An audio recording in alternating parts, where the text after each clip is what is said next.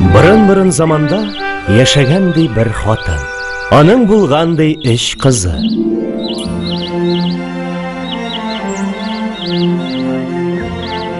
Бу хатын кызларының үсте бөтен, тамаклары тук булсын дип, көне-төне эшләгән ди.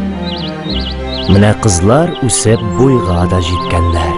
Алар берсеннән-берсе матур, бер битләре ай, бер битләре кояш, буйсыннары карлыгачтай сылу икән. Өч кыз бер атлы кияүгә чыгып, берсе артыннан берсе китеп тә барганнар. Менә бер ел үткән, 2 ел, 3 ел үткән. Шулай матур гына яшәгәндә, әниләре авырып киткән.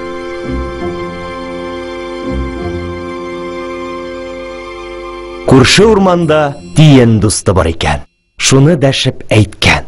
Тиен дустым, бар сана, кызларыма әйтсәнә, хәлләремне белергә килсеннәрче. Тиен шунда ук чыгып чапкан.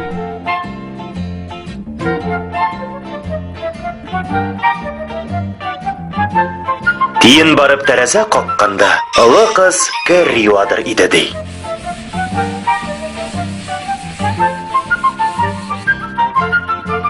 Хой, Дип әйткән ди олы кыз. бик барыр идем дә бит. Аңарчы менә шушы ләгәннәрдәге керне юып бетерәсем бар иде шул. Тиен моңар бик ачуланган да әйткән. Алайса, син шушы ләгәннәреңнән мәңгегә аерылма. Тиеннең шулай дип әйтүе булган. Олы кыз егылган да, шунда ук гөберле бакага әверелгән. Тиен уртанчы кызга чапкан.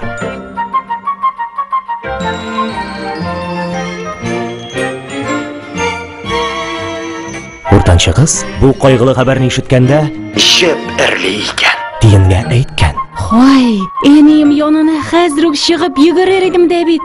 Менә ярминкәгә җеп эрләп өлгертәсем бар иде шул. Тиен бик ачуланган да әйткән.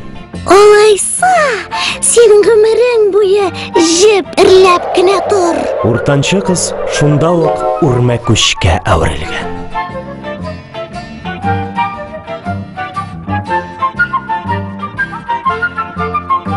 Тиен тәрәзәсен какканда, кече кызның камыр баскан чагы булган. Ул бер сүз дә әйтмәгән, камырлы кулларын да сөртеп тормаган, чыккан да әнисе янына йөгергән. Сөекле бала, гомер буе игелек күр, кешеләрне бәхетле, аларга куаныч та, юаныч та бул. Кешеләр дә сине сөярләр, синең яхшылыкларыңны мәңге онытмаслар.